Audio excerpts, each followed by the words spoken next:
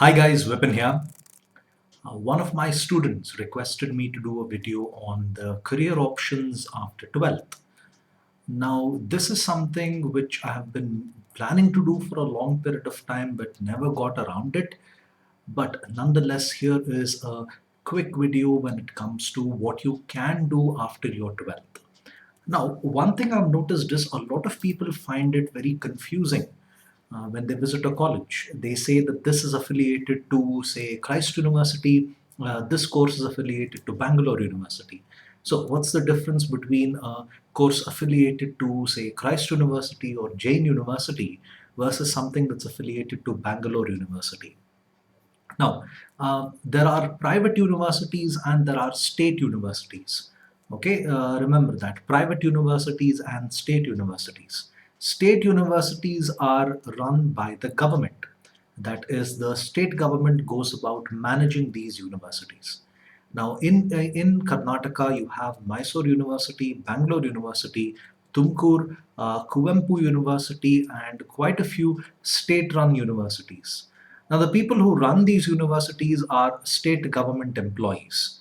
Now, when they go about designing the syllabus of these universities, whatever colleges that are affiliated to these universities must follow the university syllabus. The college cannot have its own syllabus.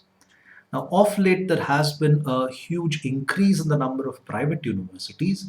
Now, private universities have both advantages and disadvantages, just like anything else. One thing is private universities have a much more organized syllabus. That is, their syllabus is more relevant to what is happening in the modern day. Like there are some colleges that will even teach you when it comes to computers, they even teach you skills like MS Excel, they teach you photoshopping, they teach you database management, even though you're a commerce student. Now, that is something which is really useful for the present day. Now, private universities are expensive. I've seen private universities charge little over a lakh rupees for a simple BCom degree. But that's one downside to it. But on the other side, even though they're charging a high amount of money for these degrees, you have some really, really good placements that are associated with these colleges. So that's the good side to it. On the other hand, a state-run university is inexpensive. Now, for example, if you want to do your BCom in Bangalore, from Bangalore University, most of the colleges that are affiliated to Bangalore University would charge you maybe 30 or 40,000 rupees for an entire year for doing a BCom degree. So the entire 3 years worth of expenses would come to maybe 1.5 lakh. And that is the higher margin that I'm telling you. So the cost of the degree is not so expensive, but there is a good possibility that you may not have placements when it comes to state universities. Like I said, the state university syllabus is not so well organized. Most of the content in a state run university syllabus is not really applicable to the modern day. So that's one major disadvantage that you would have there, but it's up to you. Whichever is convenient, you could go about choosing either of these universities. Remember, I know a lot of people who actually prefer a state run university because they want a no frills degree. That is, all they want is to show that they've done a graduation. They would have a different course in their mind when it comes to what they really want to do in their lives. So for them, it doesn't really matter what the syllabus is like, all that. They don't care about the placements, all of that. They would be interested in doing something like CA, CS, or ICWA. And for them, where they do their BCom doesn't matter at all. So that's one more thing when it comes to state-run universities. They offer a no-frills degree. It's just a graduation. Don't expect something extraordinary. Don't expect a fantastic experience when it comes to going through the colleges affiliated to state-run universities. But in general, what are the different courses that you have? Now, BBM and BCom, there's always a confusion between students. What do I take up, BCom or BBM? Especially commerce students have this. Now, I know some science students would also be interested to switch over to commerce after their 12th, mostly because they do not want to pursue science. They don't like pursuing the courses like engineering, medical, all that. For science students, I would advise that you take up BBM because I was a science student in my 12th. 11th and 12th, I did PCMB, physics, chemistry, maths, and bio. And BBM is a much more simpler course than BCom. BCom has got a lot of concepts related to accounting, and usually science students struggle when it comes to accounting. So, if you're a science student, take up BBM.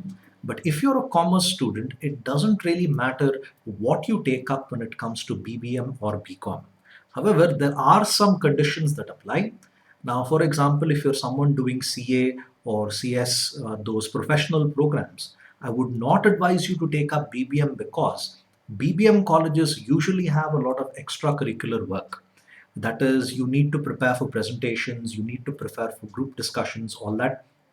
So that's going to take away more of your study time, and it's not really going to allow you to focus so much on your professional courses. And a lot of colleges for BBM are not very lenient when it comes to students attending professional classes and then doing their BBM course by missing classes, all that. So BBM is not advised if you're doing a professional course, but if you are someone who's not interested in a professional course, you're a commerce student, go for BBM or BCom, it doesn't matter. But remember, BCom has got more of accounting work than what BBM does. Most of the subjects you study in BBM are theory oriented. In BCom, it's mostly practical oriented subjects like stats, maths, and accounting. BA, on the other hand, is ideal if you're someone who's interested in the arts. A lot of people who take up BA usually prefer economics as one of the chief specializations. Now, I've not really seen any high-end jobs if you are an expert in economics, but to be an expert, to be a specialist in the field of economics, you should have a very high quality post graduation from a very good university. So I'm not really familiar with economics from a good college in India, but a lot of people who take up BA usually are interested in UPSC exams. So that's something which they prefer. And then interior design, product design, and fashion designing. Now, a lot of people criticize fashion designing, especially saying that the course doesn't have a lot of scope, all that. Now, any course related to the arts, now I've forgotten to mention animation here, but all the courses that I've mentioned there in terms of design, product, fashion, or interior, you need to be very creative. Don't expect that the course will make you creative or bring out your inner creativity. Now, for some people that may happen, but for a majority of them, it doesn't. If you are someone who's incapable of doing things different, you're incapable of thinking beyond incapable of thinking out of the box, in that case, these courses may not really help you at all. Otherwise, if you are someone who has the flair for creativity, the flair for doing something different, then the arts courses like interior design, fashion design, and product design are one of the best that I've ever seen. And then hotel management.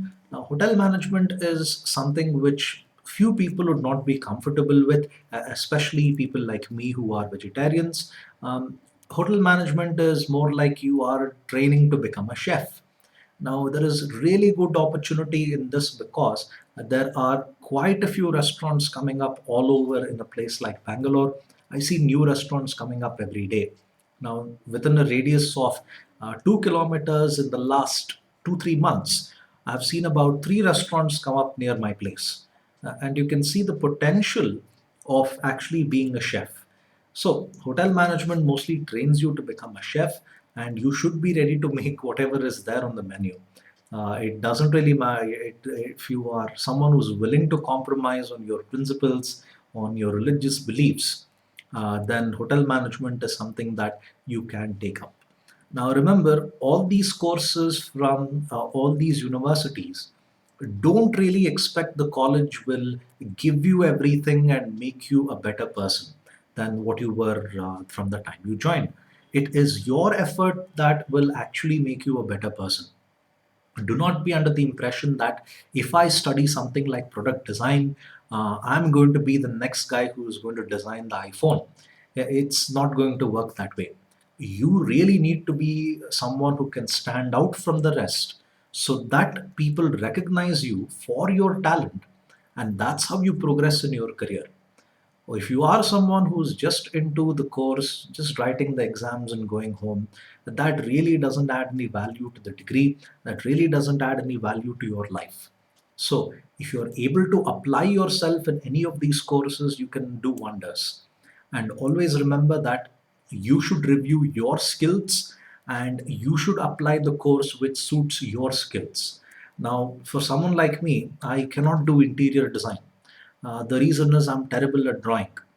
I'm a person who can write well, but I can't draw very well. I'm not very good when it comes to putting up colors, putting up floor plans, all that. So, if I were to review my skills, I can tell you that I'm probably good at BA, BCom, or BBM.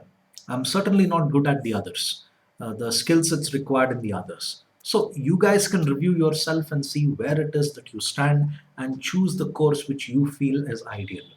So, thank you for your time. Have a nice day. And if you have any queries, do send me a message on WhatsApp.